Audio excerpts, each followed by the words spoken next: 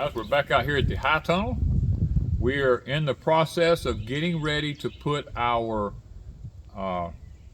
big raised beds in that we got from Vigo. And I told y'all we're going to be doing a little bit of different process because we're at Pecan Grove. At Pecan Grove, we got different creatures than we got over at Deepsouth. Over here we have a pretty serious either mole or vole problem. I'm not 100% sure just yet. So we're taking all the precautions we can when we put up our high tunnel, which come from Grower Solution. It's linked in the description below if you're interested in their products. First thing we're going to do is we're going to be able to have our raised beds are going to come 3 feet off of this wall for a walkway over here, 5 foot off of the end wall right here before they start, and then there'll be 4 foot in between them all the way down through 3 foot on this side. So what we've decided is we have this old ground cover here that we used at Deepsouth Homestead, and it's in the most of them are 60-foot rolls, 65, something like that. So the greenhouse is 60 feet long. So what we've done is, because our raised beds are going to be sitting right on this here area, and we have the mold or vole problem, we went ahead and rolled out one 3 foot wide roll, 69 inches from the outside edge to this edge of it over here. So what we're going to do at this point is we're going to come in. Now this is hardware cloth. I've mentioned to y'all, this is 1 inch square, or 1.5 inch square hardware cloth. That's what it looks like. Comes in a 100-foot roll. This is what it's called. Hardware cloth, galvanized to resist rust. For protection, guards, storage bins, bird cages, different things. For those of you who are going to ask about where did I get this, I picked it up at a local hardware store here in town. Most hardware stores carry it. So what we're going to do, we're going to roll it out. We're going to cut it in 10-foot sections because our raised beds are 2.5 feet wide by 9.5 feet long. This is 3 feet wide. We're going to cut it by 10 foot. That's going to give us a little bit beyond the bed on the ends, a little bit beyond the bed on the sides. Once we get a section cut, we're going to come here. We're going to start at our 5 foot mark off of the end of the wall right here. We're going to put it down on top of this, and we're going to staple it down exactly where the tub or raised bed is going.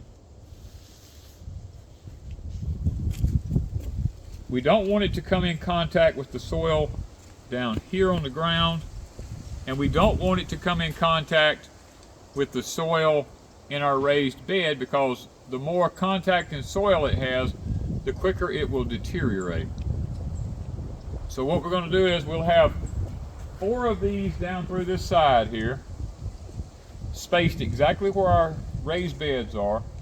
Once we get them tacked down with staples, we're going to come back. We have a 6 foot wide roll of ground cover from Grower Solutions. Over here, we're going to take that and we're going to roll it on top of all of it. What you're going to end up with is a sandwich effect. You're going to have a ground cover on the bottom, which is that 3 foot wide right there. You're going to have the galvanized hardware cloth on top of that, and then you're going to have the 6 foot ground cover on top of that, which will sandwich the hardware cloth in between the two, keeping it from coming in contact with the soil. It'll be between the 2 ground covers. And our thinking is it should last a lot longer under the bed if we do it that way rather than just leaving it in contact with the soil. Now I know it's galvanized, but galvanized doesn't mean something will last forever. But this should extend the life expectancy of it, we hope.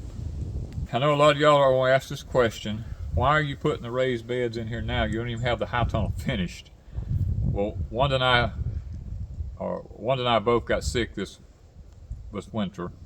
Mine only lasted about 8 days, but Wanda's been sick like 3 or 4 months, and that has knocked us way back. And growing season is upon us. So we're just having to go ahead and just get things done. Now, it's not going to be detrimental or anything like that, because I'm going to do this side. I'll have 6 foot on this side. I'll have 6 foot on that side right there. And I'll still have 12-foot section down through the middle here. It'll still be wide open. There'll be nothing in the way right now. I can continue putting the V-trusses in once I get all these tubs in, get them filled and all that kind of stuff. It won't affect me a bit about working on the V-trusses. That part can be done afterwards. Then, once we get that done, and I get all the track put on here, the wiggle wire track and all that stuff put around the top, so I get the end walls built, we can cover it up with plastic at that time. Right now, we're just trying to get ready to get our stuff in the ground on schedule, because we're scheduled to have another drought this summer and extreme heat.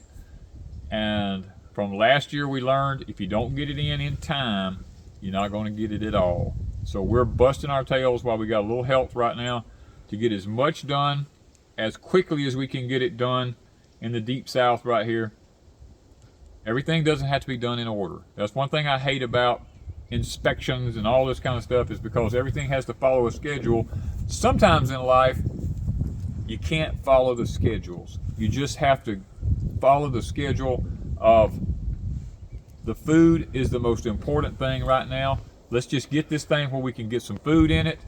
We'll finish the rest of it as the summer progresses.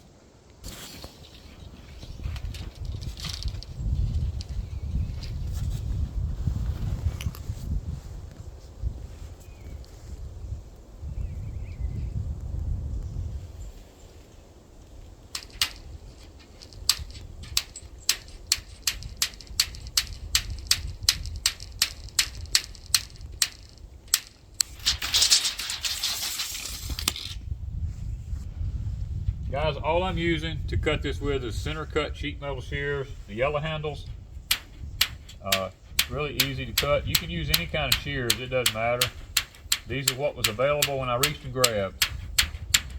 I'm not sure about the gauge of this. I think it feels about like 27 gauge. So those of you who are going to ask that question, I'm not 100% sure.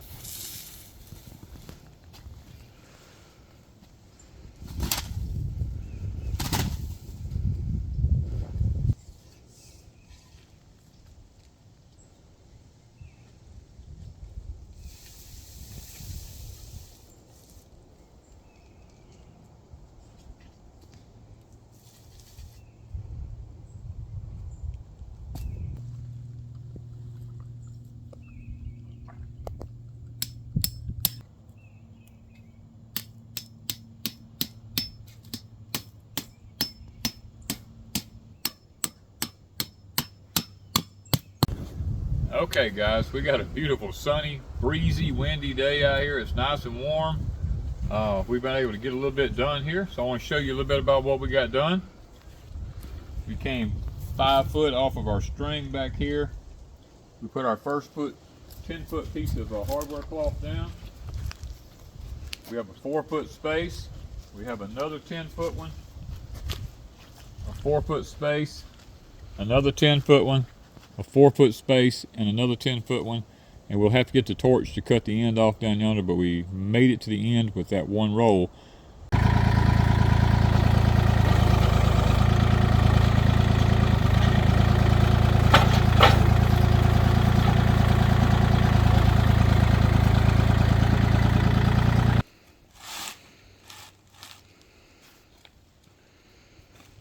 Alright. What we're doing is, this ground cover that we have here is pretty straight. We have a purple line. We're going to stay with that purple line down through here so that we can roll this out fairly straight.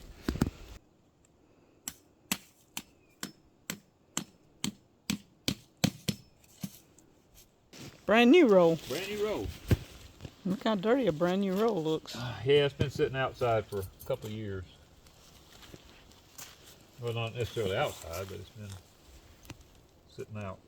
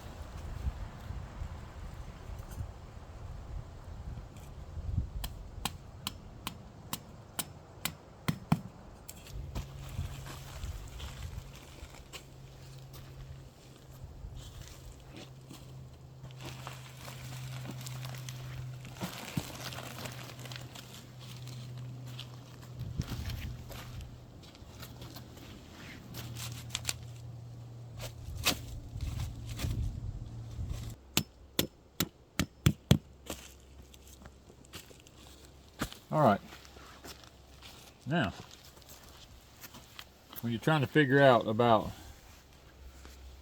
spacing placement on staples and anything like that, just remember your pipes are 4 feet apart, and if you put them at every one of your pipes down through there, then your staples will be spaced 4 feet apart down through the whole thing. And always when you roll it out, go beyond your last pipe of your high tunnel a foot or so, and then one very important thing, I'm going to take you down to the other end and show you when it comes to putting down fabric. Okay, one thing when you're unrolling the row fabric like this, now this has not been cut with a torch. I highly recommend cutting it with a torch. And even though you cut it with a torch, always fold it under. Like we have this folded under here. Fold it under and then put you a staple in it. And the lines, follow the lines. That tells you where you can put your staples. Just put your staples in there. That way it's not going to go anywhere. And you get a good clean edge. Now, what I will do here is, because we have not got the end wall up on this, I will be coming back, pulling these staples up. That's the reason we started 5 foot back in here with our raised beds. I will pull this up, roll this back where I can drill my holes in the ground, because I do a different kind of end wall than other people do. And I'll be building my end wall systems with the fabric out of the way. Or I have the option of, I'll just come here with a torch and I'll burn a hole wherever I want to put my post at, and I may go that route. It's just 2 different ways you can do it there when it comes to putting up your end walls ahead of time, or after you get your fabric down.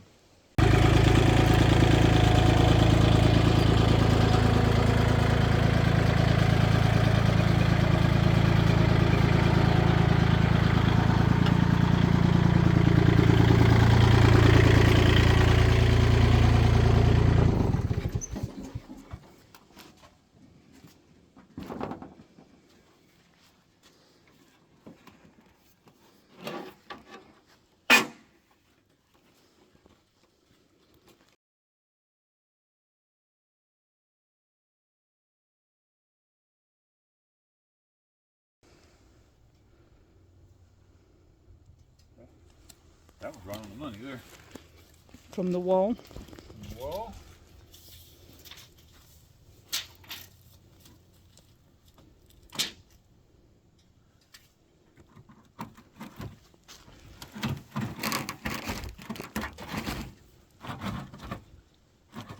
Was it supposed to be there? Right there. Now this side may need to come just a touch.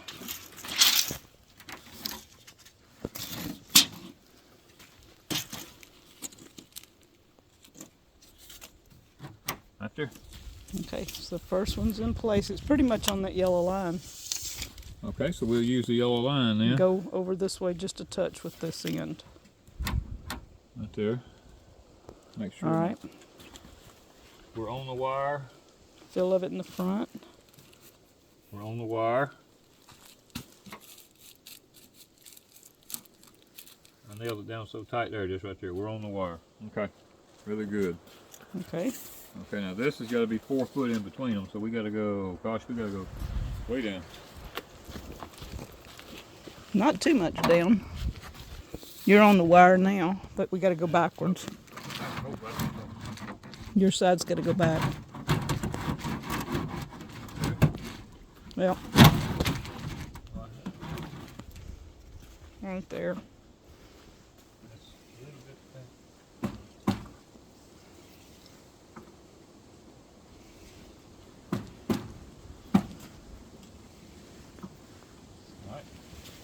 All right, measure the wall. Well, we measured from here. We'll still check it just to see. Right on the money. Right on the money. All right, 2 more. All right, we'll get 2 more. We are 5 foot from the end. We are just right. All right, guys. This is how the spacing will look in our high tunnel here. This is the choice that we chose to have 4 foot between them. We feel like that's very comfortable there. We feel like 3 foot is very comfortable in this direction. When the plants begin to grow over, they won't interfere with our ability to get around and do things. So we want to just take this opportunity. Now we do have the other side to go. We're not going to do that right now. We're trying to get, we want to take this opportunity to show you guys how we're setting up one side at a time. We don't feel like we need to show the other side until it's completed, because we already showed you what we've done here and the process that we're going to use to be able to stop the voles, maybe help out with the growing a little bit, weed control, roots of any kind, you know, whatever. Growing up in here by doubling the fabric, putting the hardware cloth between the 2 fabrics. This is a system we've chosen to use. Now we've had our soil delivered.